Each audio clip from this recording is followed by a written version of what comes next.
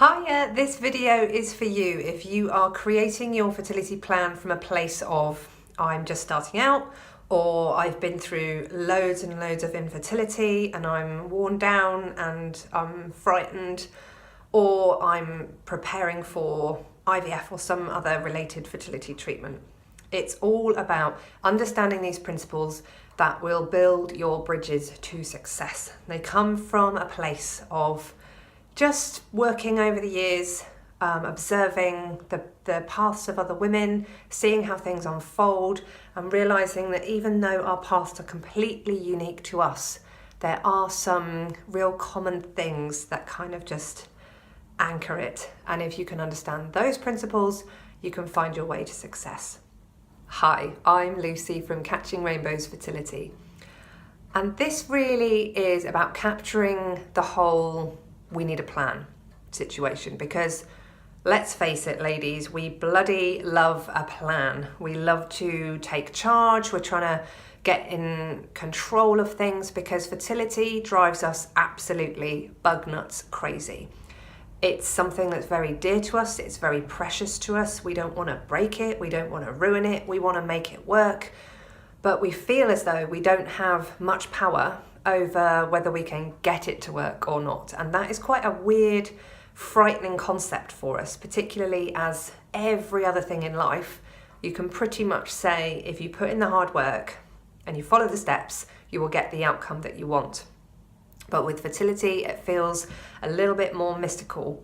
So I'm just going to go through some principles that have helped hundreds and hundreds and hundreds of our ladies, and that just really make sense. So number one, understanding that your body is incredibly complex and very clever.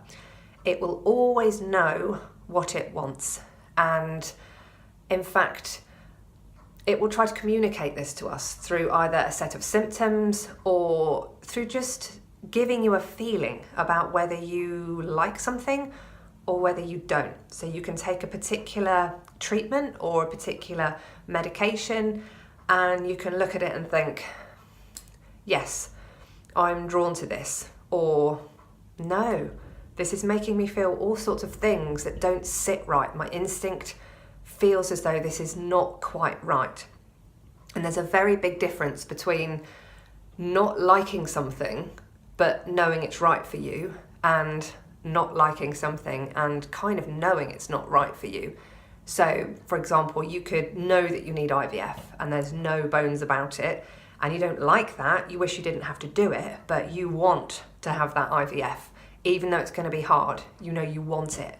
And there are other situations where you might have included something in a fertility plan and it's stressing you out, or it's weirding you out, or you're not even sure why you're doing it or why you're taking it. You feel a bit overwhelmed and panicked, and you're always a bit frantic. When you have the right fertility plan, it should make you feel good. I mean, obviously, we're always a bit of a frantic mess when we're going through fertility struggles, but in essence, your fertility plan should be reassuring and comforting, and it should feel like you're ticking all the right boxes that are relevant for you.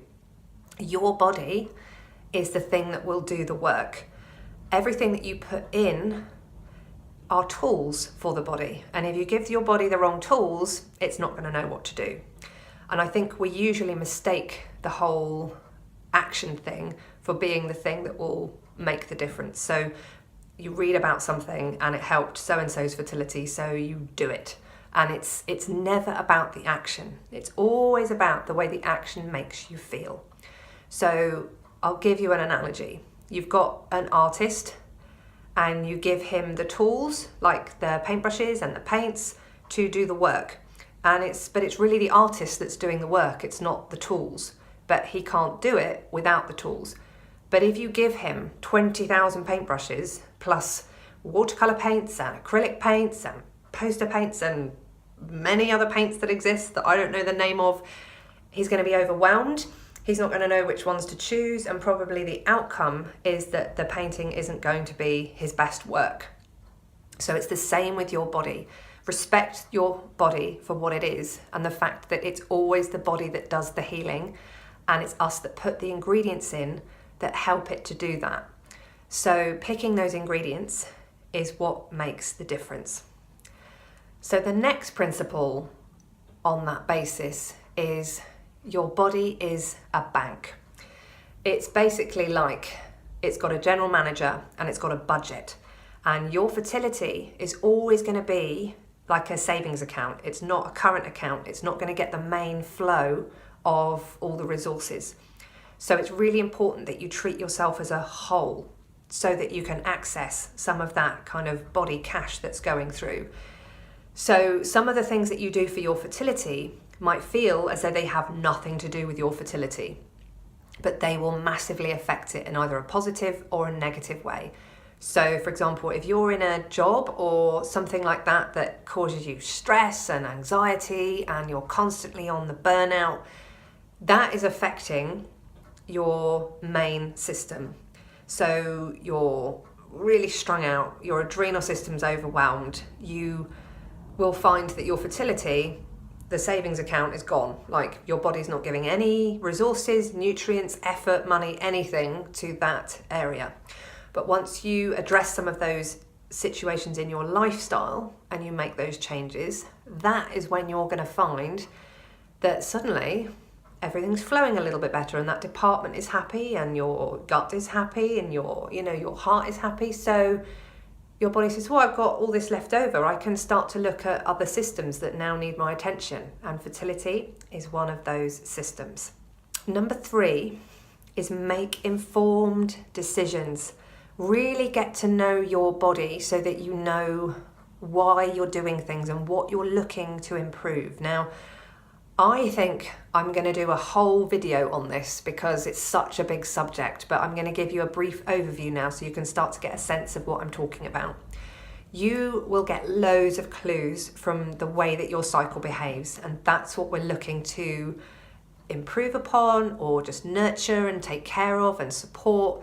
So, for example, know when you ovulate, and not because if you know when you ovulate, you'll be able to have sex at the right time and then you'll get pregnant, because we know that that's not an issue. That women who are going through infertility don't have a problem with not having sex at the right time. That's not the reason why they're not getting pregnant.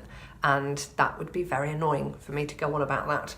So the reason I'm saying know when you ovulate is because it can help you understand the rest of your cycle. So for example, you should ovulate somewhere between day 12 and 17, maybe 18 at the absolute latest, because within that window is when your egg has had enough time to mature and to release, so it's at its most ripe and healthy and can be fertilized.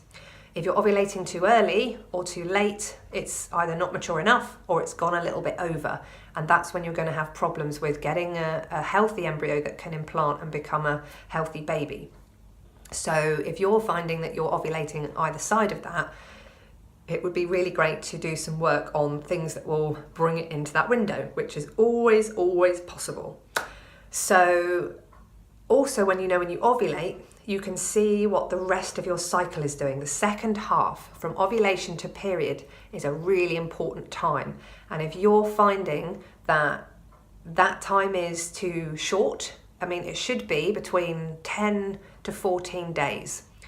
And that will give you enough time for implantation. It will give you enough time for your body to make enough progesterone. But it might be that if yours is 10 days, actually it's already starting to drop at 8 days. And so that's where you want to work. You want to work on strengthening and lengthening the luteal phase. The next thing is looking at the way that you bleed. So if you're somebody who's having really heavy bleeds with lots of clots and lots of pain, that could be because you have a fibroid, it could be a polyp, or it could be a hormonal imbalance.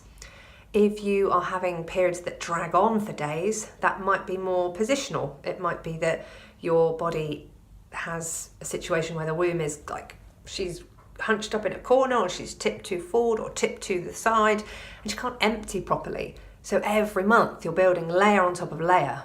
Old blood that can't come out is sat there, and then you get a new lining trying to work on top, and that's not going to be great for implantation. So if you're that person, you might find that you get really like 7-8 day long periods, and sometimes you get that stop-start flow with, you think it's finished and then you randomly get another surge of old browny blood. Or you might find that actually your bleeding's fine, but you do spot for a long time before it, and that can be an indication that actually it's either to do with blood flow and stagnation, or it's to do with progesterone and the way that that luteal phase is working. So understanding this about your body, and as I say, I will do a whole video on this so that you can get a better understanding of what's going on with your body and how to interpret it and what to do with it, and make your fertility plan and hone in on the bits that make most sense for you and make sure that it looks after you as a whole, heart, head, body. So this is sent with loads of love, and of course Cath and I adore making fertility plans for people and just turning over the stones and working out what are the right ingredients for you. So always reach out if this all feels a bit much and you just need some support and some help with that. We would love to work with you. And in the meantime, I promise I will do that next video on the period and the clues. And if you like this video, please click the like button and subscribe and click the notifications bell, and I'll see you in the next one.